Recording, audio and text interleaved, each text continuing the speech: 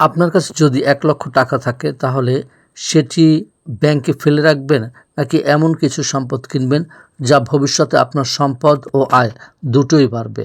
আমরা অনেকেই মনে করি বেশি ক্যাশ মানে বেশি নিরাপত্তা, কিন্তু বাস্তবে ক্যাশের মূল্য সময়ের সাথে সাথে কমে যেতে পারে।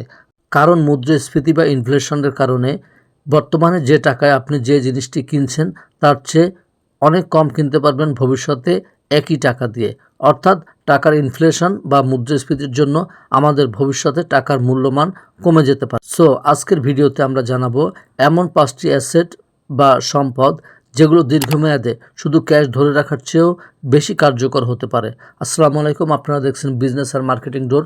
আমরা আমাদের চ্যানেলে marketing, online marketing, digital marketing, e-commerce, business, বিনিয়োগ, পোস্ট অফিস, ব্যাংক, বিভিন্ন ধরনের বিনিয়োগ সংক্রান্ত টার্মস অ্যান্ড কন্ডিশন নিয়ে আমরা আলোচনা করে থাকি এবং আমরা যতটুকু তথ্য দিয়ে থাকি আমাদের পেশাগত জ্ঞান, দক্ষতা, যোগ্যতা, আমাদের অ্যানালাইসিস, আমাদের বিভিন্ন মাধ্যম থেকে তথ্য সংগ্রহের মাধ্যমে আমরা এই ভিডিওগুলো তৈরি করে থাকি। সো ভিডিওর প্রতিটি অংশ হতে পারে আপনার জন্য গুরুত্বপূর্ণ, তাৎপর্যপূর্ণ এবং বিশ্লেষণধর্মী।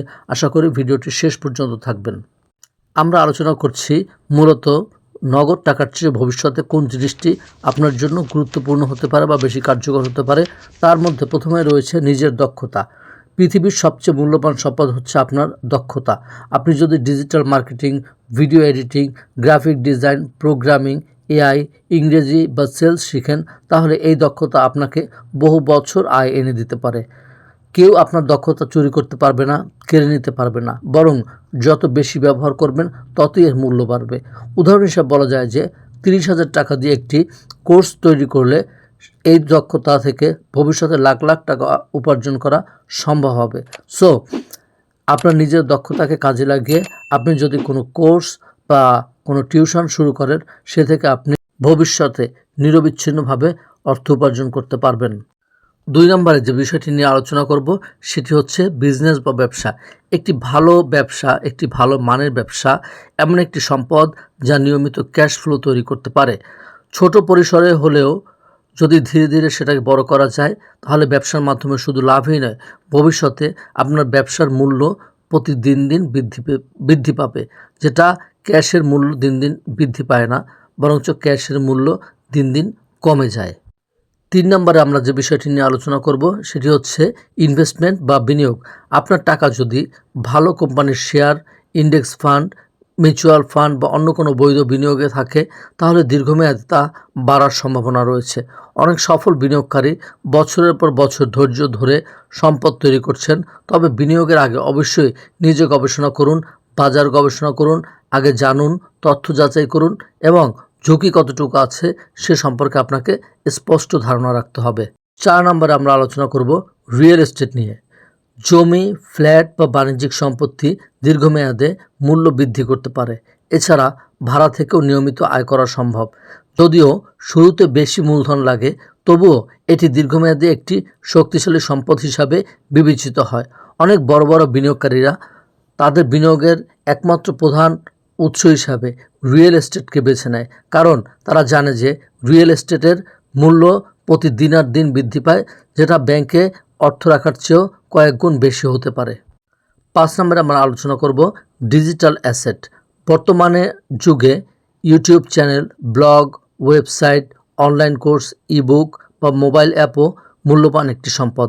একবার ভালোভাবে তৈরি করলে এগুলো থেকে দীর্ঘদিন আয় হতে পারে। উদাহরণ হিসেবে বলা যায় যে একজন সফল ইউটিউবার চ্যানেল বিজ্ঞাপন, স্পন্সরশিপ এবং অ্যাফিলিয়েট মার্কেটিং থেকে আয় করতে পারে। প্রশ্ন থাকতে পারে যে কেন শুধু ক্যাশ ধরে রাখাই যথেষ্ট নয়। এখানে উত্তরে বলা যায় যে ক্যাশ আমাদের জরুরি, কারণ জরুরি প্রয়োজন মেটাতে বা এমার্জেন্সি কোনো সিচুয়েশন হ্যান্ডেল করার জন্য ক্যাশ টাকা দরকার আছে। তবে অতিরিক্ত ক্যাশ টাকা দীর্ঘদিন অলসভাবে পড়ে থাকলে ইনফ্লেশনের কারণে এর ক্রয় ক্ষমতা কমে যেতে পারে। তাই অনেক আর্থিক বিশেষজ্ঞ পরামর্শ দেন যে জরুরি তহবিল হিসাবে কিছু টাকা ক্যাশ রাখুন এবং বাকি টাকা ধীরে ধীরে আয় সৃষ্টিকারী বা মূল্য বৃদ্ধির সম্ভাবনাযুক্ত সম্পদে বিনিয়োগের কথা বিবেচনা করুন। সব অর্থ এক জায়গায় না রেখে অর্থকে ডাইভার্সিফিকেশন বা বিনিয়োগে বৈচিত্র্যতা আনতে হবে। অর্থাৎ এক জায়গায় সকল টাকা একসাথে রাখা যাবে না, টাকার ডাইভার্সিফিকেশন করতে হবে। আজকের এই 5টি বিষয় নিয়ে যে আলোচনা করলাম এটি এটির মাধ্যমে আমরা বিভিন্ন ধরনের তথ্য দেওয়ার চেষ্টা করেছি, কিন্তু ডেফিনেটলি কোনো আর্থিক বিষয়ে বা বিনিয়োগের পূর্বে আপনাকে আর্থিক বিশেষজ্ঞ যারা রয়েছেন তাদের সাথে পরামর্শ করতে হবে। বিনিয়োগের আগে নিজের গবেষণা এবং প্রয়োজনে যোগ্য আর্থিক পরামর্শকের সাথে আলোচনার মাধ্যমে আপনার বিনিয়োগটি করতে পারেন।